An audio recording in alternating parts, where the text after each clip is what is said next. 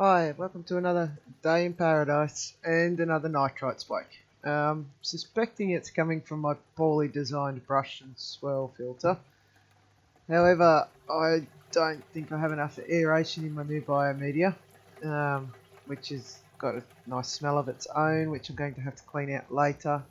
I've tested all the water down there in the sump, and I'm showing high nitrite spikes of 2 parts per million, which I'm not sure is coming from the grow beds and an overgrowth of root systems that are collecting solids before I put in all the solids filtration.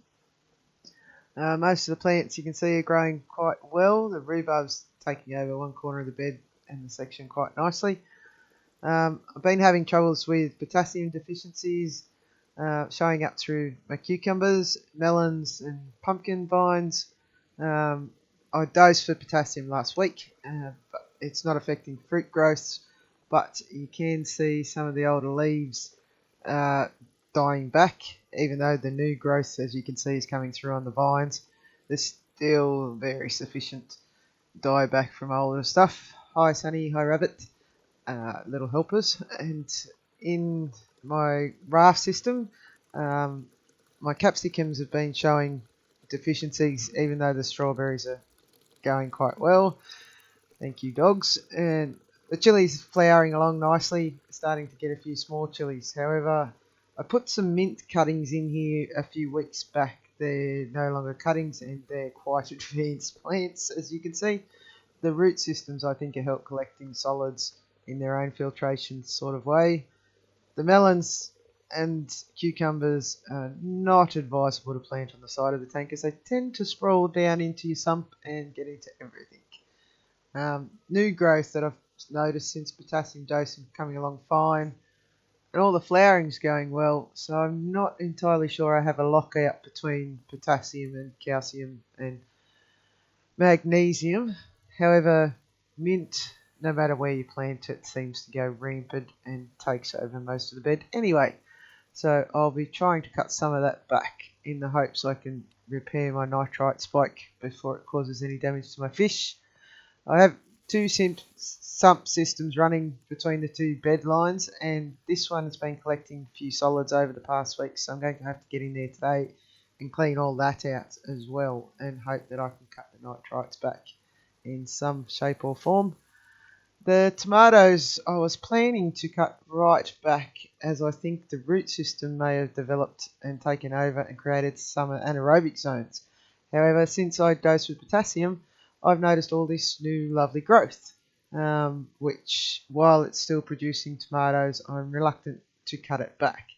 As you can see, it's sprawled out quite a long way from the bed and well up into my cucumbers, and is still producing loads and loads of cherry tomatoes. The root system itself has been rather sneaky, and even though the cucumbers are in the same bed, they're suffering from magnesium deficiencies, as you can see by the necrotic spotting on the older leaves.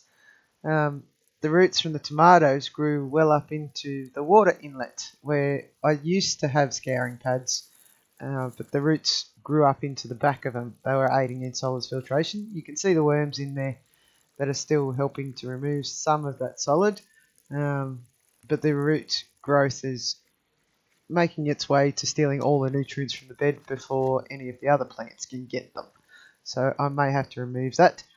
I'll just make sure that I put the gravel back up here because we don't want water splashing everywhere and creating growth for algae.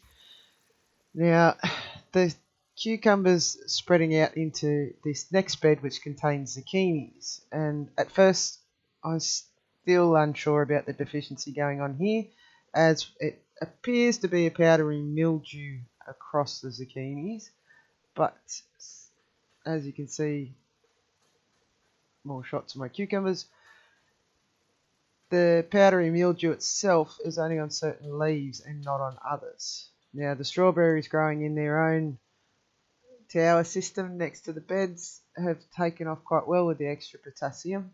You can see the older leaf die back from that. Excuse me, dogs, while I just go around the other side of this bed. They're always lovely helpers. the interveinal chlorosis in the older leaves and the necrotic spots tells me magnesium in the cucumbers and not so much potassium. As you can see, the new growth does not have the same sort of deficiencies. The further up the plant you go, the better the growth starts to look, and the older growth is suffering quite immensely.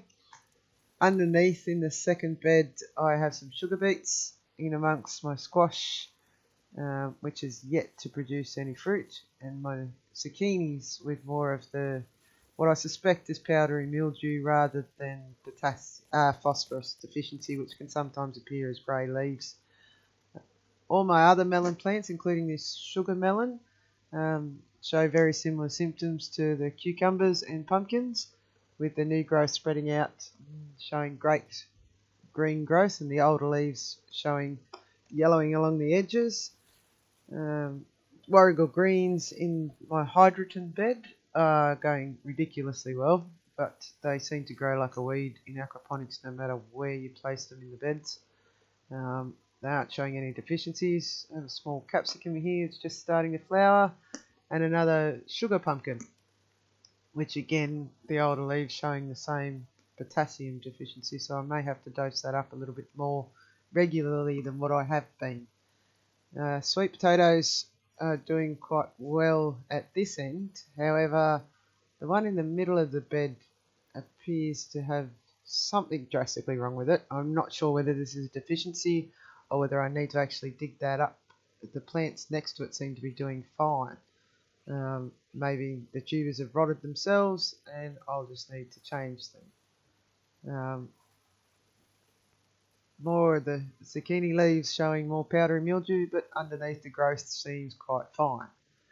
Now you can see more of the dios from the lack of potassium.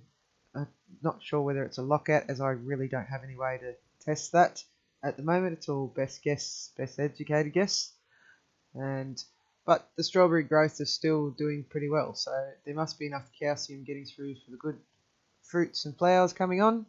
And my duckweed pond will hopefully see some of that clean out from the filtration system, and the rest of it will be going out there into the other grow beds that are just self-watered. In here I was cleaning out the solids filter and pulled the brushes out to find a few fish have escaped from when I knocked a pipe off out of the fish tank earlier on in the week. They've been living in there all week and they seem quite healthy. There's about 6 of them in there, a couple of jades and a couple of silvers, so I'll remove them before I hope to find all the solids build up in the bottom of this, which I suspect will be under there. Now, as I suspected, I've lifted and flushed out the system in the solids filter to find all this lovely build up of solids, which is possibly my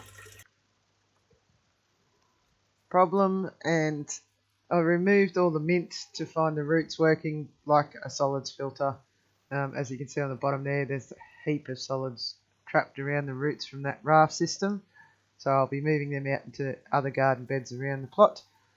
And those ones that I have over there, I think I'm going to have to remove those as well, because I imagine the root system is very similar to this, spreading out.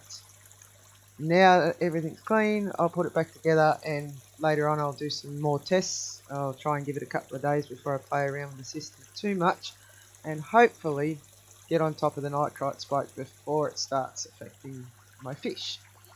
Please subscribe for more videos, and hopefully this video has been more than helpful for problems you may be having in your patch of paradise.